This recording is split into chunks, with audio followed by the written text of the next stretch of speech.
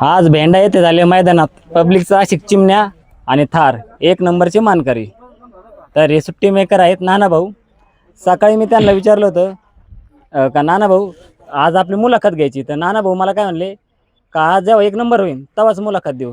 तर नाना भाऊ आज चिमण्यांवर तुम्हाला एवढा विश्वास कसा काय होता, तुम्ही डायरेक्ट म्हणजे एक नंबर करेल? झाले 4 वर्ष तस आमचा खूप संघर्ष चालू होता.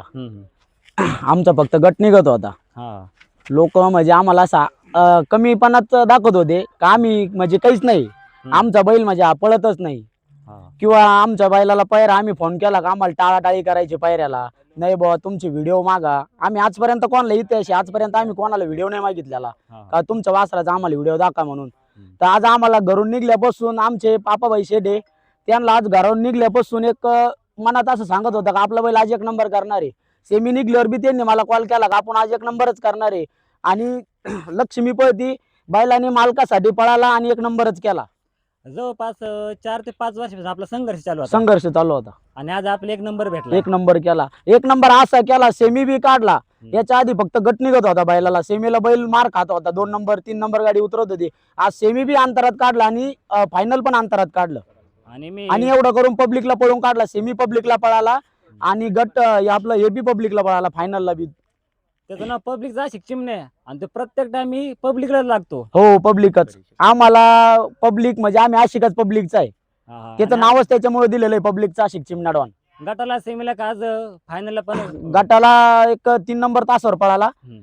सेमीला पब्लिकला पळाला आणि फायनलला 2 नंबर तासावर पळाला. पण आज बैल वेगळ्याच जोशात होता. हो एकदम वेगळा. कारण मी भरपूर लोकांना आज विचारलं मनोगत विचारलं काय एक नंबर कोण करेन. तर आज सगळ्यांचंच म्हणणं होतं चिमणे एक नंबर करेल. कारण की बैलाचे आज म्हणजे एक नजर एक रूप आणि एक म्हणजे नाही का एक संघर्षाचा कसा आहे काळ राहतो त्याला आज सगळं एक कट्टी मिटवायचं होतं.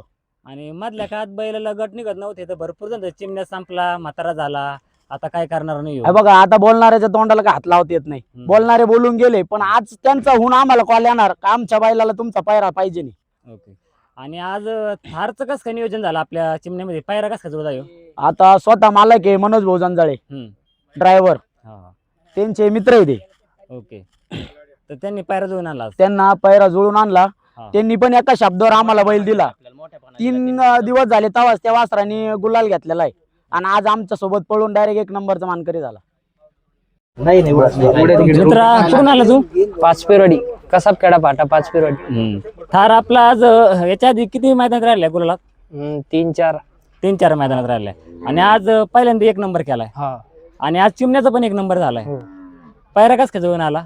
ते सुंदरवाडी येते यांचा ड्रायव्हर आहे ना त्यांना गाडी आणली होती आमची मनोज भाऊ जंजाळे. मनोज जंजाळे यांना गाडी आणली होती. त्यांना पाहिलं वासरू कसं पळतो कसं नाही. हो. मग त्यांना म्हणलं आम्हाला एका मैदानात आम्हाला बैल द्या वासरू द्या. मग असं आता थारने आपल्या चिमण्या संघ एक नंबर केलाय. मग पुढच्या मैदानात ही जोडी पळण का बदलन? ही जोडी पळण. तर नमस्कार बाबा भाई. नमस्कार. आज आपल्या चिमण्याचा एक नंबर झालाय. सगळ्यात आधी तुमचं हार्दिक अभिनंदन. धन्यवाद. आणि भरपूर दिवसापासून मला तुम्हाला एक प्रश्न विचारायचा होता. आज तुमचा एक नंबर झाला म्हणून विचारून टाकतो. गट 5 हे मैदान जास्त करून सातारा भागात चालतं. हो. आणि हे मैदान आपल्या इकडे यावा यासाठी तुम्ही भरपूर प्रयत्न केले.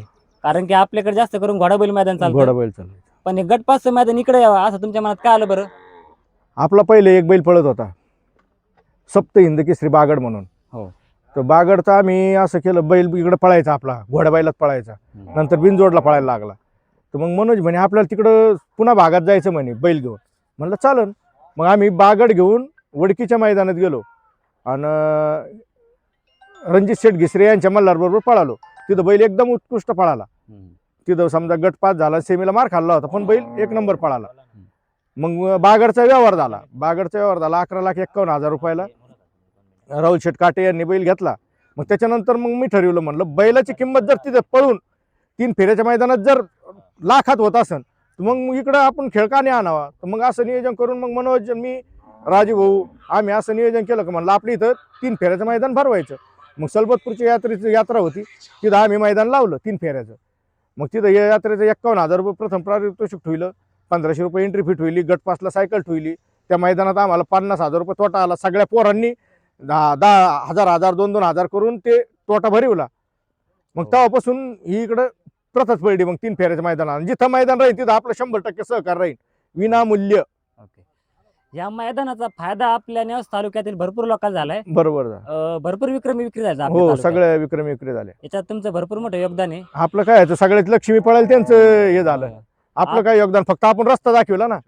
आपले बागड आणि लारा बागडला जेव्हा पळत होते तेव्हा जर मैदान असते आपल्याकडे तर काय वाटतं, काय झालं आता काय, आता ते पुढचं कुणी बघितलं, पण आता जे आपण रस्ता दाखवला सगळ्याचा फायदा झाला. हा. त्याच्यामुळे काय आपल्याला काय चांगलंच केलं, आपण काही वाईट केलं नाही कोणाचं. हो. त्याच्यामुळे हे 3 फेऱ्याचं मैदान आणायला खूप परिश्रम घ्यावा लागलेले. ओके. असं नाही का काय, आपल्याला नंदुशेठ सांगडेने सहकार्य केलं. हो. समालोचक त्यावेळेस आपल्याला युट्यूब समालोचक हे काहीच माहित नव्हतं ना. हो. त्यांनी भरपूर सहकार्य केलं. गोट्या पहिलवान माऊली, सचिन मामा यांनी भरपूर सहकार्य केलं आपल्याला. आपलं घोडाबैल मध्ये आणि याच्यातलं फरक सांगा गटपास अहो, लय फरक आहे याच्यात जर आपण समजा घोडाबैलात कसं आहे, आता गेलो आपण समजा एखादं यात्रेचं मैदान असेल, आपण गाडी पुकारायला घेतली, समजा दुसऱ्याने गाडी टाकली का लगेच ते म्हणतो तू माझ्यावर कशी काय गाडी टाकली, तुझ्याकडे पाहतोच, म्हणजे ते वादाचं मैदान. याच्यात काय, याच्यात भावाचे बी एका सीमेत आले, एका मालकाच्या 2 गाड्या बी एका गटात आल्या तरी पळावाच लागत, आणि याच्यात वादाचा संबंधच नाही.